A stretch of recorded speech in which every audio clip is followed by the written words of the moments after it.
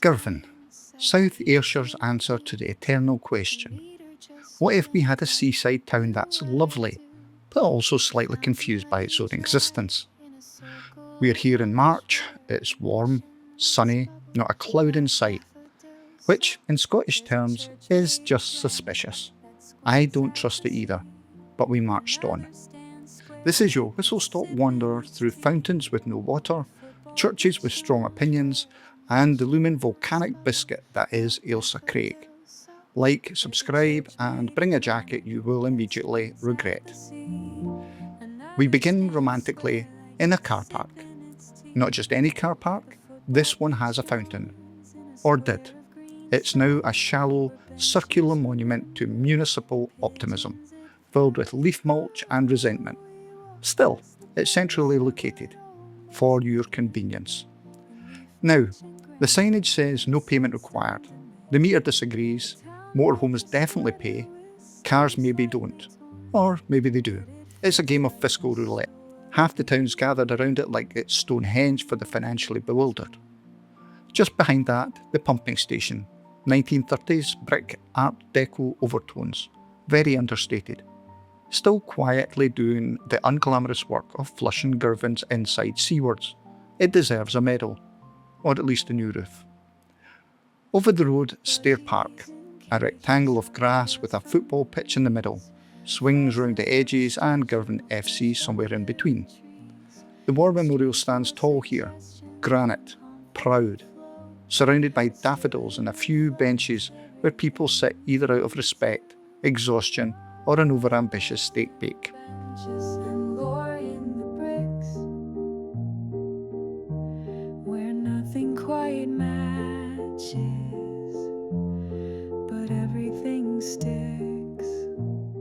We cross the Millburn, a stream so narrow you could step over it with mild confidence, and stumble into a patch of green space that might be a park, or might just be somewhere grass happened. Next to it, the Methodist church, neat, square, built like it minds its own business, and expects you to do the same. Methodists arrived in Girvan in the early 1800s, and they've been politely getting on with things ever since. No fuss, just hymns, coffee mornings, and the occasional bake sale that could topple empires.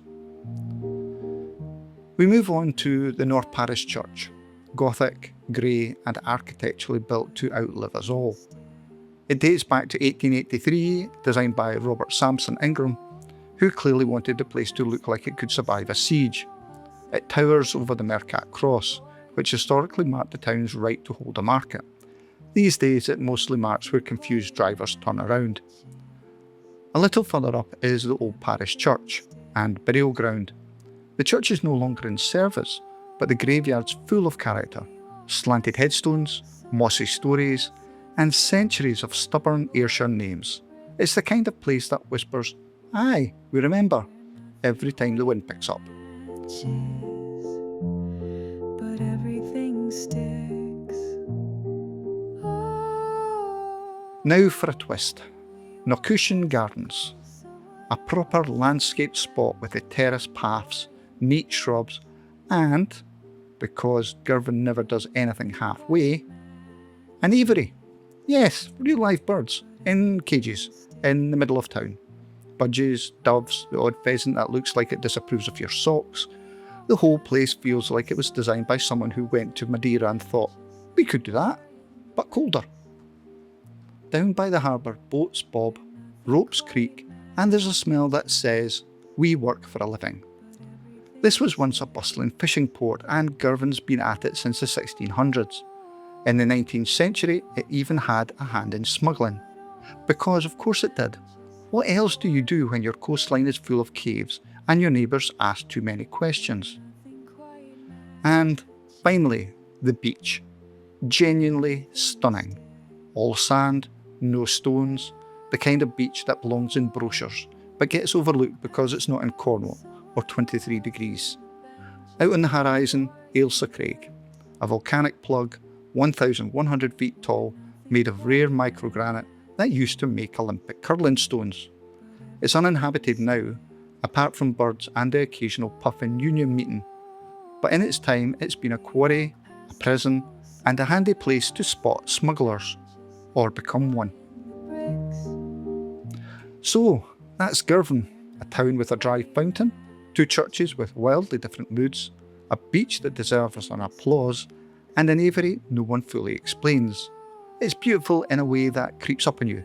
Not showy, not polished, but if you give it 5 minutes and the benefit of the doubt, it will surprise you. Hit like, subscribe, or just argue with the parking meter. Either way, thanks for the walk. It's beautiful sideways, but beautiful still.